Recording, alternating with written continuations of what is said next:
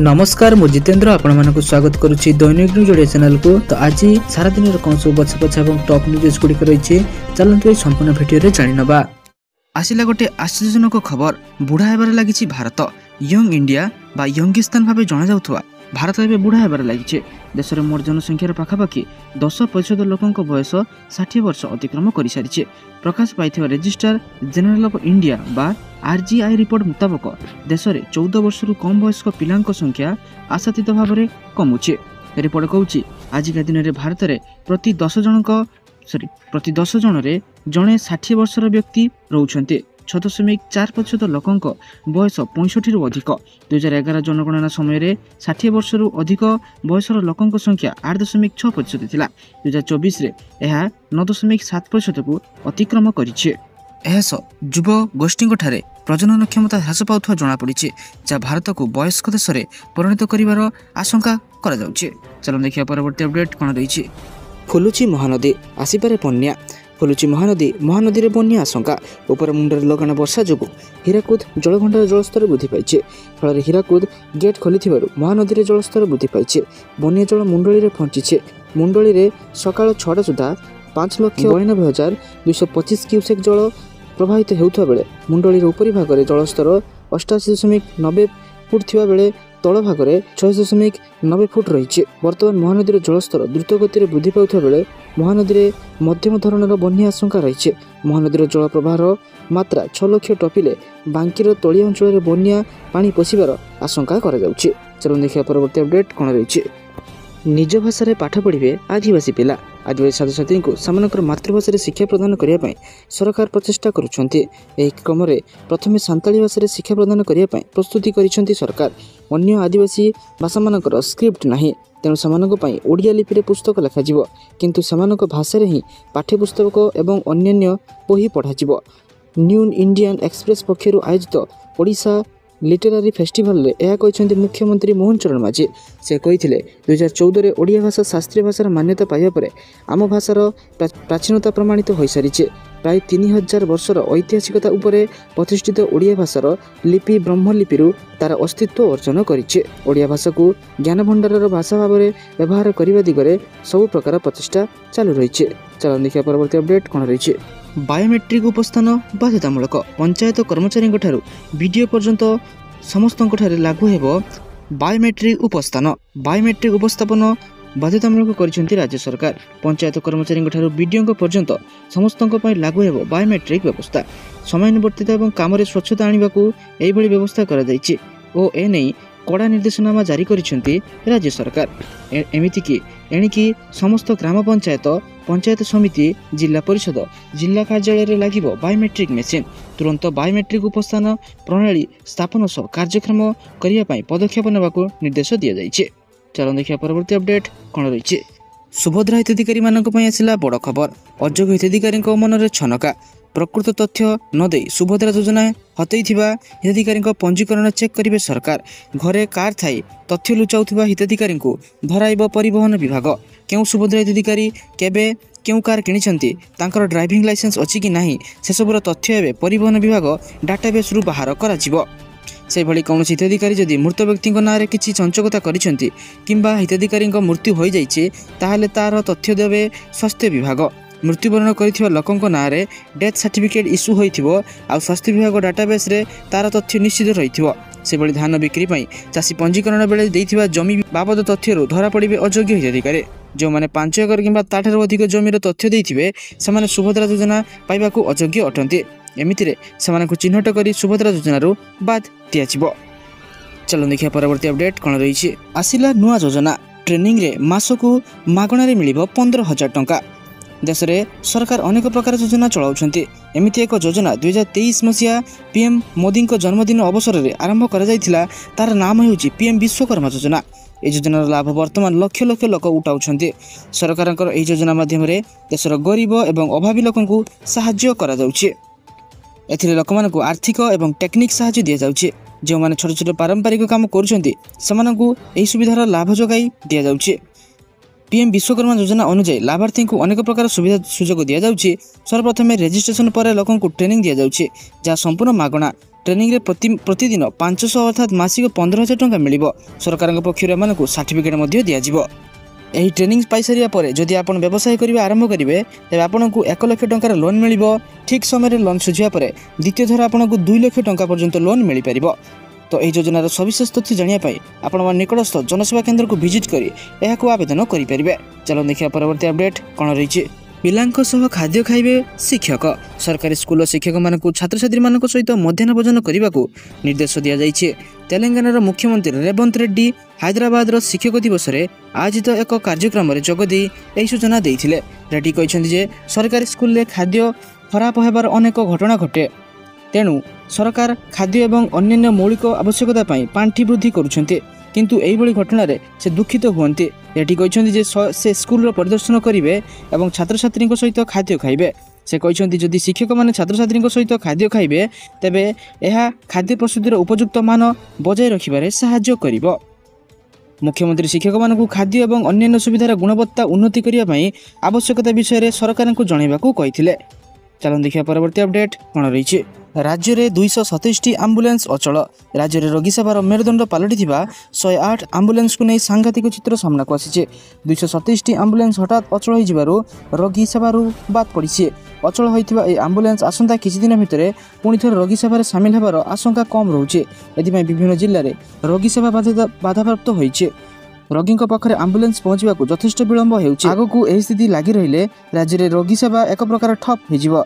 राज्य में एवं 860 108 आम्बुलेंस सेवा प्रदान करुचे। यह मध्य 420 आम्बुलेंस अवधि गत वर्ष डिसेम्बर मासरू शेष हो सारी। यह बदले नुआ आम्बुलेंस आनिबा कथा हेले सरकारी स्तर में वर्तमान सुधा नुआ आम्बुलेंस किनिबा निष्पत्ति होई पारुना। मास मास धरी तर्जमा प्रक्रिया जारी रहिथिबारु आम्बुलेंस किना विलंब होउचे। चलन देखिए परवर्ती अपडेट कौन रही। सार पाई लंबा धाड़ी थमुनी सार संकट। यूरिया सार पाई लंबा धाड़ी। एबे धान गछ पाई यूरिया सार आवश्यकता थिया बेले सार अभाव जोगु चाषी मान चिंतार पड़ जाइछन्ते। सरकार समवाय समिति माध्यम रे सार जगाउ नहांते। चाषी यूरिया सार पाई केतेबेले राजरास्ता तो केतेबेले लंबा धाड़ी रे घंटा घंटा धरी छिड़ा हेबाकू पड़ुचे। सार पाई चाषी सकाळ 6टारू आसी गोदाम सम्मुख रे धाड़ी रे छिड़ा होइथिबा देखिबाकू मिलिছে। जिल्ला को कम सार आसीथिबारु एपरि समस्या देखा जाइछि। मात्र 550 बस्ता सार आसीथिबा बेले हजार हजार चाषी सार पाई धाड़ी रे छिड़ा होइछन्ते। चलन देखिए परवर्ती अपडेट कौन रही। रोगी मानक सरकार बड़ आश्वस्ति। केंद्र सरकार लोक मानक एक बड़ आश्वस्ति देइछन्ति। सरकार 42 और साधारण औषधर खुचरा मूल्य स्थिर करिसेंति। एथिरे ब्रॉड स्पेक्ट्रम एंटीबायोटिक एवं इप्का लैबोरेटरी अंतर्भुक्त। यह औषध गुड़िक साधारणतः अंगर प्रतिरोपण पर अंग प्रत्याख्यान को रोकने व्यवहृत होता है। कहुचे मेरोपेनम एवं सल्बाक्टकम इंजेक्शन खुचरा मूल्य प्रति भायल 1938.59 पैसा स्थिर करा जाइछे। जड़े अधिकारी यह संपर्क में कहते मूल्य तालिका प्रदर्शन करने निर्देश एथिपाई दिया जाइछे जे साधारण नागरिक जांच करें फार्मासी औषध एनपीपीए द्वारा स्थिर करा मूल्य रे बिक्री होउछि कि नाही। चलो देखिए परवर्ती अपडेट कौन रही। पुणी एक बड़ नरसंहार। 60 अधिक लोक हत्या कले आतंकवादी। नाइजेरिया उत्तर पूर्व बर्नो राज्य में आतंक गोष्ठी बोको हराम विलंबित राति एक गाँव को संपूर्ण माटी मिसाई देइछे। आतंकवादी मैंने आक्रमण कर 60 जन को हत्या कर देइछन्ते। एही गाँव में अभ्यंतरीण विस्थापितों पई एक बंध शिविर फेरीथिबा बासिंदा बास करुथिले। शुक्रवार विलंबित राति बामा स्थानीय सरकारी अंचल दारुल जामाल उपरे होइथिबा आक्रमण होइछे। बर्नो राज्य राज्यपाल बाबागाना जुलुम शनिवार विलंबित संध्यारे आक्रमण होइथिबा अंचल परिदर्शन करिसेंते। जुलुम कहिसेंते आमे लोकंक प्रति समवेदना जणाउछु एवं आमे समानक घरु न बाहरिबाको अनुरोध मध्ये करूछु। बामार स्थानीय सरकार अध्यक्ष मोडुगुज्जा कहते जे एठारे डजन अधिक घर पोड़ी दि जाइछे एवं 100 रु अधिक लोकंकु घर छाड़िबा को बाध्य मध्ये करा जाइछे। चलो देखिए परवर्ती अपडेट कौन रही। गरीब छात्र छात्री पाठपढ़ा असुविधा को दूर करने 2015-16 में ओडिशा सरकार अन्वेषा कार्यक्रम आरंभ करथिले, किंतु कार्यक्रम परिचालना चलित वर्ष राज्य सरकार देई नाहांती अनुदान। ଏହି ସ୍ୱତନ୍ତ୍ର କାର୍ଯ୍ୟକ୍ରମ ବନ୍ଦ ହେବା ନେଇ ଦେଖାଦେଇଛି ଆଶଙ୍କା। ଘରଠାରୁ ଅନେକ ଦୂରରେ ରହି ପାଠ ପଢ଼ିବାକୁ ଆସିଛନ୍ତି ଛାତ୍ରଛାତ୍ରୀ। ପ୍ରତ୍ୟେକ ବର୍ଷ 5,000 ଛାତ୍ରଛାତ୍ରୀ ଅନ୍ୱେଷା କାର୍ଯ୍ୟକ୍ରମ ମାଧ୍ୟମରେ ଶିକ୍ଷା ଲାଭ କରୁଥିଲେ, କିନ୍ତୁ ଅନ୍ୱେଷା କାର୍ଯ୍ୟକ୍ରମ ବନ୍ଦ ହେବା ନେଇ ଏବେ ଦେଖାଦେଇଛି ଆଶଙ୍କା। ସହରାଞ୍ଚଳ ଶିକ୍ଷା କାର୍ଯ୍ୟକ୍ରମ ଅନ୍ୱେଷା ମାଧ୍ୟମରେ ଦୁର୍ଗମ ଏବଂ ଉପାନ୍ତ ଅଞ୍ଚଳର ଅନୁସୂଚିତ ଜାତି ଏବଂ ଜନଜାତି ପିଲାଙ୍କୁ ସହରରେ ରଖି ଇଂରାଜୀ ମିଡିୟମ ସ୍କୁଲରେ ପାଠ ପଢ଼ାଉଥିଲେ ସରକାର। ଚାଲନ୍ତୁ ଦେଖିବା ପରବର୍ତ୍ତୀ ଅପଡେଟ୍ କ'ଣ ରହିଛି। ଆଉ ଚାଲିବନି କୌଣସି ବି ସୋସିଆଲ ମିଡ଼ିଆ ଆପ୍। ସମସ୍ତ ଲୋକପ୍ରିୟ ସୋସିଆଲ ମିଡ଼ିଆ ପ୍ଲାଟଫର୍ମ ଉପରେ ପ୍ରତିବନ୍ଧକ ଲଗାଇଛନ୍ତି ନେପାଳ ସରକାର। ଲୋକପ୍ରିୟ 26ଟି ସୋସିଆଲ ମିଡ଼ିଆ ଏବଂ ଯୋଗାଯୋଗ ପାଇଁ ବହୁଳ ବ୍ୟବହାର ହେଉଥିବା ଆପ୍କୁ ନିଷିଦ୍ଧ କରିଛି ନେପାଳ। ଏନେଇ ନେପାଳ ସରକାରଙ୍କ ପକ୍ଷରୁ ଇଣ୍ଟରନେଟ୍ ସର୍ଭିସ ପ୍ରୋଭାଇଡର୍ସଙ୍କୁ ନିର୍ଦ୍ଦେଶ ଦିଆଯାଇଛି। WhatsApp, Facebook, YouTube, Instagram, X, LinkedIn, Snapchat ଆଦିର ଆକ୍ସେସ୍ ନେପାଳରେ ବ୍ଲକ୍ କରିଦିଆଯାଇଛି। ଏଭଳି 26ଟି କମ୍ପାନୀ ସରକାର ଦେଇଥିବା 7 ଦିନ ସମୟ ସୀମା ମଧ୍ୟରେ ପଞ୍ଜୀକରଣ ନ କରିପାରିବାରୁ ଏସବୁ ବ୍ୟବହାରକୁ ନେପାଳରେ ନିଷିଦ୍ଧ କରାଯାଇଛି। ଚାଲନ୍ତୁ ଦେଖିବା ପରବର୍ତ୍ତୀ ଅପଡେଟ୍ କ'ଣ ରହିଛି। ଓଟିଇଟି ପରୀକ୍ଷାକୁ ନେଇ ଆସିଲା ବଡ଼ ଖବର। ଦେଶର ଦୁଇ ପ୍ରମୁଖ ପରୀକ୍ଷା ପରିଚାଳନା ସଂସ୍ଥା ସିବିଏସ୍ଇ ଏବଂ କେନ୍ଦ୍ରୀୟ ବିଦ୍ୟାଳୟର ପରୀକ୍ଷା ପରିଚାଳନା ଟେକ୍ନିକ୍ ଅନୁଯାୟୀ ହେବ ସ୍ୱତନ୍ତ୍ର ଓଟିଇଟି ପରୀକ୍ଷା। ଓଟିଇଟି ପରୀକ୍ଷାରେ ବିଭ୍ରାଟ ହେବା ପରେ ଏହି ଦୁଇଟି ପରୀକ୍ଷା ପରିଚାଳନା ସଂସ୍ଥାର ଟେକ୍ନିକ୍ ଅନୁଧ୍ୟାନ କରାଯାଇଛି। ଆସନ୍ତା 27 ତାରିଖରେ ହେବାକୁ ଥିବା ସ୍ୱତନ୍ତ୍ର ଓଟିଇଟି ପରୀକ୍ଷାରେ ସେମାନେ ବ୍ୟବହାର କରିଥିବା ଟେକ୍ନିକ୍ ବ୍ୟବହାର ହେବ ବୋଲି କହିଛନ୍ତି ମାଧ୍ୟମିକ ଶିକ୍ଷା ପରିଷଦ ବୋର୍ଡ ସଭାପତି ଶ୍ରୀକାନ୍ତ ତରାଇ। ଚାଲନ୍ତୁ ଦେଖିବା ପରବର୍ତ୍ତୀ ଅପଡେଟ୍ କ'ଣ ରହିଛି। ପାର୍ବଣ ଋତୁରେ ଶ୍ରୀମନ୍ଦିରରେ ଲାଗୁ ହେବ ନୂଆ ଦର୍ଶନ ବ୍ୟବସ୍ଥା। ରାଜ୍ୟ ସରକାରଙ୍କ ପରାମର୍ଶ କ୍ରମେ ଶ୍ରୀମନ୍ଦିର ପ୍ରଶାସନ ଗରୁଡ଼ ସ୍ତମ୍ଭଠାରୁ ବାହାର କାଠ ପରିସର 16 ପିଲର ଅଞ୍ଚଳରେ 6 ଥାକିଆ ଦର୍ଶନ ବ୍ୟବସ୍ଥା ଆପଣାଇବାକୁ ଯାଉଛନ୍ତି। ବୃଦ୍ଧ, ବୟସ୍କ, ଶିଶୁ ଏବଂ ମହିଳା ପୃଥକ ଭାବେ ଗୋଟିଏ ପଟରୁ ସୁଉଚ୍ଚ ରାମ୍ପରେ ଯାଇ ଗୋଟିଏ ଧାଡ଼ିକୁ ବ୍ୟବହାର କରିବା ସହ ଦର୍ଶନ କରି ଅପର ପାର୍ଶ୍ୱରେ ଥିବା ରାମ୍ପ ସାହାଯ୍ୟରେ ଓହ୍ଲାଇ ଫେରିପାରିବେ। ଫଳରେ ଠେଲାପେଲା ତଥା ଭିଡ଼ ନିୟନ୍ତ୍ରଣ କରାଯାଇ ଦର୍ଶନରେ ଶୃଙ୍ଖଳା ଅଣାଯାଇପାରିବ। ଚାଲନ୍ତୁ ଦେଖିବା ପରବର୍ତ୍ତୀ ଅପଡେଟ୍ କ'ଣ ରହିଛି। ଭୁବନେଶ୍ୱର ହେବ ସାଇନ୍ସ ସିଟି। ରାଜ୍ୟରେ ସାଇନ୍ସ ସିଟି ନିର୍ମାଣ ପାଇଁ ପ୍ରକ୍ରିୟା ଜାରି ରହିଛି। ଏଥିନିମନ୍ତେ ବିଜ୍ଞାନ ଏବଂ ପ୍ରଯୁକ୍ତି ବିଦ୍ୟା ବିଭାଗ ପକ୍ଷରୁ ଆବଶ୍ୟକୀୟ ପଦକ୍ଷେପ ଗ୍ରହଣ କରାଯାଉଛି। ଏହି ମର୍ମରେ ବିଭାଗୀୟ ମନ୍ତ୍ରୀ ଶ୍ରୀ କୃଷ୍ଣଚନ୍ଦ୍ର ପାତ୍ର ଏବଂ ଅନ୍ୟ ବରିଷ୍ଠ ଅଧିକାରୀମାନେ ଅନ୍ୟ ରାଜ୍ୟକୁ ଯାଇ ସେଠାରେ ଥିବା ସାଇନ୍ସ ସିଟିର ନିର୍ମାଣ ଶୈଳୀ ଏବଂ କାର୍ଯ୍ୟଦକ୍ଷତା ମଧ୍ୟ ଅନୁଧ୍ୟାନ କରୁଛନ୍ତି। ଗତ ସପ୍ତାହରେ ବିଜ୍ଞାନ ଏବଂ ପ୍ରଯୁକ୍ତି ବିଦ୍ୟା ମନ୍ତ୍ରୀ କୃଷ୍ଣଚନ୍ଦ୍ର ପାତ୍ର ବିହାର ଗସ୍ତ କରି ପାଟନାସ୍ଥିତ ଡକ୍ଟର ଏପିଜେ ଅବଦୁଲ କଲାମ ବିଜ୍ଞାନ ସିଟି ପରିଦର୍ଶନ କରିଥିଲେ। ଏଥିସହ ଏହି ଗସ୍ତ ସମୟରେ ସେ ବିହାରର ଦୁଇ ଉପମୁଖ୍ୟମନ୍ତ୍ରୀ ଶ୍ରୀ ବିଜୟ କୁମାର ସିହ୍ନା ଏବଂ ଶ୍ରୀ ସମ୍ରାଟ ଚୌଧୁରୀଙ୍କ ସାକ୍ଷାତ କରି ଏ ପ୍ରସଙ୍ଗରେ ମଧ୍ୟ ଆଲୋଚନା କରିଥିଲେ। ଆମ ରାଜ୍ୟରେ ଭୁବନେଶ୍ୱରରେ 100 ଏକର ଜାଗାରେ ନିର୍ମାଣ ହେବାକୁ ଥିବା ଉକ୍ତ ସାଇନ୍ସ ସିଟିରେ ଆଧୁନିକ ପ୍ରଦର୍ଶନ, ନିମ୍ନୋଚିତ ଶିକ୍ଷଣ ସ୍ଥାନ ଏବଂ ଗବେଷଣା ସୁବିଧା ସହିତ ବୈଜ୍ଞାନିକ ଅଧ୍ୟୟନ ଓ ଉଦ୍ଭାବନକୁ ପ୍ରୋତ୍ସାହନ ଦେବା ପାଇଁ ତଥା ବୈଜ୍ଞାନିକ ଅନୁସନ୍ଧିତ୍ସା ଉଦ୍ଭାବନ ଏବଂ ଶିକ୍ଷା ପାଇଁ ବିଶେଷ ଧ୍ୟାନ ଦିଆଯିବ ବୋଲି ମନ୍ତ୍ରୀ ସୂଚନା ଦେଇଛନ୍ତି। ଚାଲନ୍ତୁ ଦେଖିବା ପରବର୍ତ୍ତୀ ଅପଡେଟ୍ କ'ଣ ରହିଛି। ଏଣିକି ଘରେ ବସି ଏଫ୍ଏମ୍ ରେଡିଓରେ ଶୁଣିବେ ଭୁବନେଶ୍ୱର ଟ୍ରାଫିକ୍ ସମ୍ବନ୍ଧୀୟ ସୂଚନା। ଏଣିକି ଏଫ୍ଏମ୍ ରେଡିଓରେ ଶୁଣିବେ ଭୁବନେଶ୍ୱର ଟ୍ରାଫିକ୍ ସମ୍ବନ୍ଧୀୟ ସୂଚନା। ଟ୍ରାଫିକ୍ ସ୍ଥିତି ନେଇ ଅପଡେଟ୍ ଦେବେ କମିଶନରେଟ୍ ପୋଲିସ। ସମସ୍ତ ଏଫ୍ଏମ୍ ଚ୍ୟାନେଲ୍ ସହ ଆଲୋଚନା କରିଛି କମିଶନରେଟ୍ ପୋଲିସ। ଟ୍ରାଫିକ୍ ପୋଲିସ ସହ ସେମାନେ ମିଶିକି କାମ କରିବେ। ଟ୍ରାଫିକ୍ ପରିଚାଳନାକୁ ସୁଦୃଢ଼ ପାଇଁ ଏହିଭଳି ପଦକ୍ଷେପ ନିଆଯାଇଛି। ଆଗକୁ ପାର୍ବଣ ଆସୁଥିବାରୁ ରାସ୍ତା ଜାମ୍ର ତଥ୍ୟ ଦେବ ଏଫ୍ଏମ୍ ରେଡିଓ। ଚାଲନ୍ତୁ ଦେଖିବା ପରବର୍ତ୍ତୀ ଅପଡେଟ୍ କ'ଣ ରହିଛି। ଖୁବ୍ ଶୀଘ୍ର ଆରମ୍ଭ ହେବ ଏସ୍ବିଆଇ କ୍ଲର୍କ ପ୍ରିଲିମ୍ସ ପରୀକ୍ଷା। ଭାରତୀୟ state bank SBI junior associate cum clerk ପଦବୀରେ ନିଯୁକ୍ତି ପାଇଁ ପ୍ରାରମ୍ଭିକ ପରୀକ୍ଷାର ସୂଚୀ ପ୍ରକାଶ କରିଛି। ଏସ୍ବିଆଇ ଦ୍ୱାରା ପ୍ରକାଶିତ ସରକାରୀ କାର୍ଯ୍ୟସୂଚୀ ଅନୁଯାୟୀ ପ୍ରାରମ୍ଭିକ ପରୀକ୍ଷା 20, 21 ଏବଂ 27 ସେପ୍ଟେମ୍ବର 2025ରେ ଦେଶର ବିଭିନ୍ନ କେନ୍ଦ୍ରରେ ଅନୁଷ୍ଠିତ ହେବ। ମୋଟ 6,599 ପଦବୀରେ ନିଯୁକ୍ତି ପାଇଁ ପରୀକ୍ଷା କରାଯିବ। ପ୍ରାରମ୍ଭିକ ପରୀକ୍ଷାରେ ସଫଳ ପ୍ରାର୍ଥୀମାନେ ମୁଖ୍ୟ ପରୀକ୍ଷାରେ ଯୋଗ ଦେବେ।